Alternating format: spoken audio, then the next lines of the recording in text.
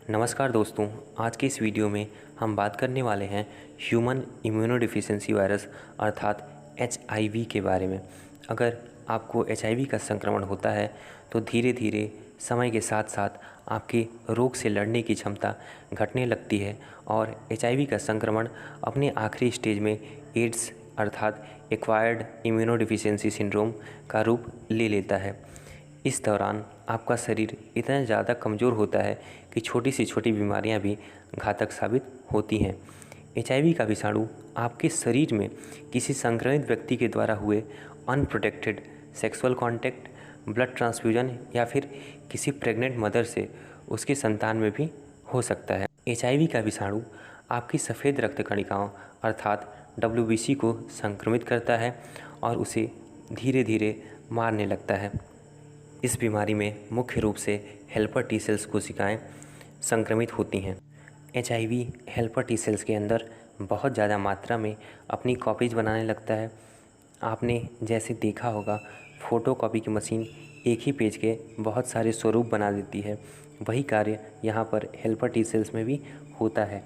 जितनी ज़्यादा HIV particles बनेंगे वह और भी ज़्यादा हेल्पर टी सेल्स को संक्रमित करेंगे और उन्हें मार देंगे। इस प्रकार धीरे धीरे हमारी रोग से लड़ने की क्षमता कम होने लगती है। इसी वजह से दूसरी बीमारियां भी हमें हो जाती हैं।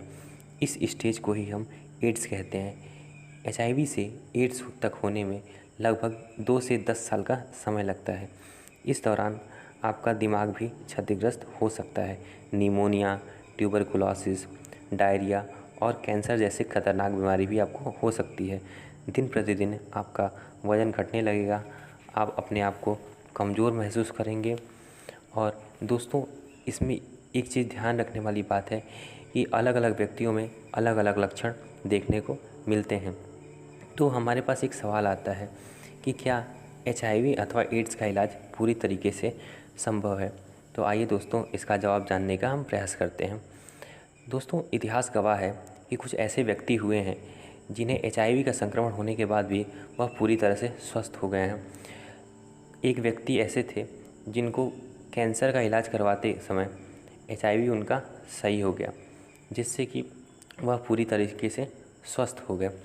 और एक व्यक्ति में ऐसा पाया गया कि उनके अंदर एक जीन का अलग कॉपी था, जिससे कि वह एचआईवी से रेजिस्टेंट थे।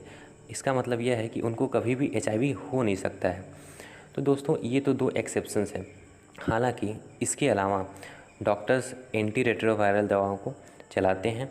ये एंटी रेट्रोवायरल दवाएं आपके शरीर में एचआईवी की मात्रा को कम करती है। इसके लिए यह दवाएं एचआईवी को शरीर की कोशिकाओं से जोड़ने से रोकती हैं या फिर एचआईवी के बनने की प्रक्रिया को ही नष्ट कर देती हैं। एंटी रेट्रोवायरल दवाएं जब चलाई जाती हैं, उस दौरान आपके डॉक्टर डेली आपका ब्लड टेस्ट करवाते हैं, जिससे यह पता लगाया जाता है कि एंटी रेट्रोवायरल दवाएं कितना असरदार साबित हो रही हैं। अगर आपके शरीर में हेल्पर टी सेल्स का नंबर ज़्यादा पाया गया तो इसका अर्थ यह है कि आपके शरीर पर एंटी रेट्रोवायरल दवाएं बहुत ही अच्छे तरीके से काम कर रही हैं। एचआईवी के साथ साथ हुई दूसरी बीमारियां जैसे निमोनिया, ट्यूबरकुलोसिस इत्यादि के लिए डॉक्टर्स आपको एंटीबायोटिक्स रिकमेंड कर सकते हैं। तो दोस्तों, एचआईवी का संक्रमण होने पर या फिर एचआईवी के संक्रमण होने से पहले ही हम उसका बचाव कैसे करें? एचआईवी का संक्रमण होने से बचाव के लिए सबसे पहले आप अपना और अपने पार्टनर का एचआईवी टेस्ट नियमित तौर पर लगभग हर 6 महीने पर कराएं, जिससे कि आपको खुद का और अपने पार्टनर का एचआईवी स्टेटस पता रहेगा और आप सेफ रहेंगे। अनप्रोटेक्टेड सेक्सुअल कांटेक्ट से बचें। और यह देखा गया है कि जो ड्रग यूज़र्स होते हैं वह जनरली नीडल्स को शेयर करते हैं, तो इनमें एचआईवी होने की संभावनाएं बहुत ज़्यादा होती हैं, क्योंकि वह एक दूसरे से नीडल्स को शेयर कर रहे हैं, इंजेक्शन नीडल्स को। तो इसका मतलब यह है कि एक संक्रमित व्यक्ति से दूसरे व्यक्ति में एचआईवी का संक्रमण हो सकता है, क्योंकि यह एक ब्लड के द्वारा ट्रांसफ़र होने वाली डिजीज़ है। ब्लड या फिर कोई भी बॉडी फ्लूइड हो, उसके द्वारा एचआईवी का ट्रांसमिशन होता है। और डॉक्टर्स क्या करते हैं, अगर किसी माता को एचआईवी हुआ है तो उसकी संतान में एचआईवी का संक्रमण ना फैले, इसके लिए कुछ एंटी रेट्रोवायरल दवाएं बनाई गई हैं, जिसका इस्तेमाल किया जाता है, जिससे कि संक्रमण होने की संभावनाएं कम हो जाती हैं। हालांकि यह पूरी तरीके से 100% सक्सेसफुल नहीं है, क्योंकि कुछ कुछ केसेस में यह पाया गया है कि माता से उसकी संतान में एंटीरेट्रोवायरल दवाएं इस्तेमाल करने के बावजूद भी HIV का संक्रमण हो जाता है। अगर आप इन सब बातों का ध्यान में रखते हैं तो आप HIV के संक्रमण से सेफ़ हैं। आपको चिंता करने की कोई ज़रूरत नहीं है। वीडियो अगर आपको अच्छा लगा हो तो वीडियो को लाइक करिएगा, अपने दोस्तों के साथ शेयर करिएगा और दोस्तों हमारे चैनल को सब्सक्राइब ज़रूर करिएगा। धन्यवाद दोस्तों।